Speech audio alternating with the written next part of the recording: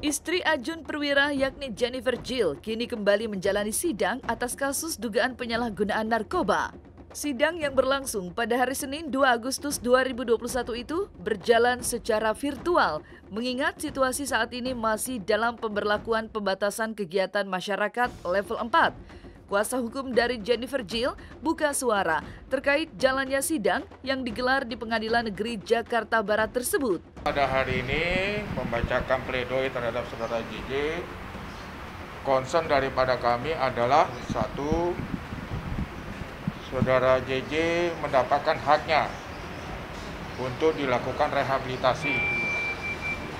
Dan ini sebenarnya hampir sama ya tuntutan jaksa. Jaksa juga meminta hal demikian. Jadi antara tuntutan dan pledoi kami adalah seirama dengan hal itu. Nah, kenapa daripada korban itu maupun pecandu wajib direhab? Karena spirit daripada undang narkotika demikian. Itu yang pertama. Kedua, tidak tepat seseorang namanya penyalahguna maupun juga korban penyalahguna maupun pecandu ditempatkan di dalam penjara. Itu tidak tepat. Kenapa tidak tepat? Karena seorang korban penyalahguna maupun pecandu adalah orang yang sakit. Orang yang sakit direhabilitasinya diobati dengan rehabilitasi.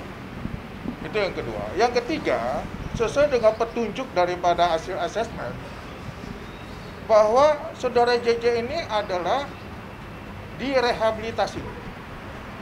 Jadi 3 poin ini yang kami angkat, dan mudah-mudahan pembelaan kami ini diterima oleh majelis hakim.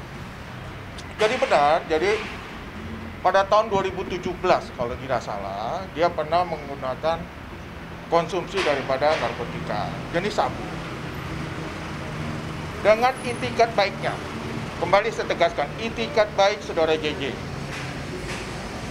Dia volunteer ke BNN. Dia volunteer rawat jalan. Kemudian 1 bulan kemudian dilanjutkan kembali di Yayasan Agape. Juga untuk pemulihan daripada dirinya.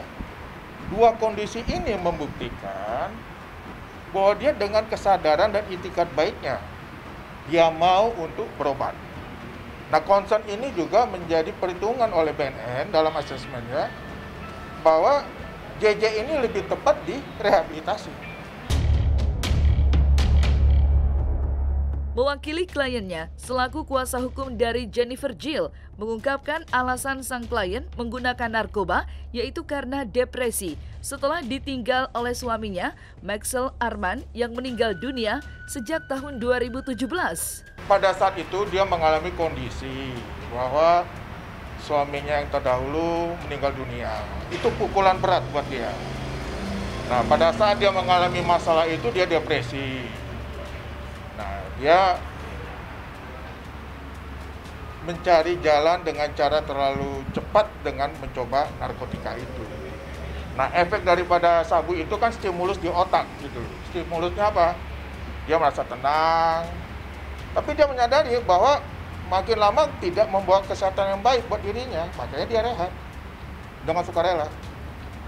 Ke situ, ke arah situ. Karena bagi saya itu udah masa lalunya dia. Ya kan, tetapi yang satu hal adalah yang saya sangat hargai dan respect JJ setelah menyadari makin lama dia konsumsi itu tidak bagus, dia volunteer sukarela untuk direhab, baik di BNN maupun di Agape. Pandemi semua kan membawa dampak. Satu, secara bisnisnya dia juga, ya kan. Kedua, keadaan keluarganya. Ya tentu yang dampak-dampak ini yang switch off cepat. Nah, saya cari apa? Dia konsumsi. Artinya kembali lagi saya katakan bahwa orang yang lagi dalam keadaan direhab 45-46 hari di stop, pasti bawa dampak. Itu yang ditekankan oleh ahli, baik dari BNN sendiri maupun dari RSKO. Pasti membawa dampak. Dampak inilah yang harus diobati gitu. Di rutan tidak ada fasilitas rehab. Proses jalannya sidang yang berjalan secara virtual kini membuat Jennifer Jill harus menjalani tahap selanjutnya, yaitu rehabilitasi. Kuasa hukum dari Jennifer mengungkapkan bahwa kliennya sungguh menyesal telah menggunakan barang haram tersebut. Selain itu, kuasa hukum dari Jennifer itu juga menjelaskan jika Ajun Perwira selaku suami dari kliennya tersebut berharap agar kasus yang dialami oleh sang istri saat ini cepat selesai dan bisa berkumpul lagi seperti sedia kala.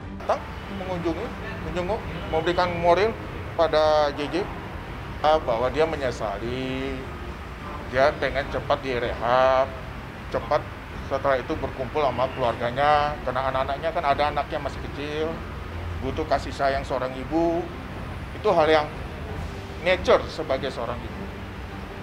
Ini terus terang hanya mereka yang bisa menjelaskan. Saya tidak mau terlalu jauh ke arah situ, tapi yang pasti keluarganya mensupport JJ untuk lebih baik. Sering berkonsultasi menanyakan perkembangan kasus istrinya, dan harapan dia juga sebagai suami juga pengen banget JJ itu direhab dan dapat berkumpul kembali dengan keluarganya. Itu harapannya dia dan anak-anaknya yang lainnya. Kan tidak ada kewajiban kalau mendengar pledoi itu untuk hadir wajib, nggak ada kewajiban.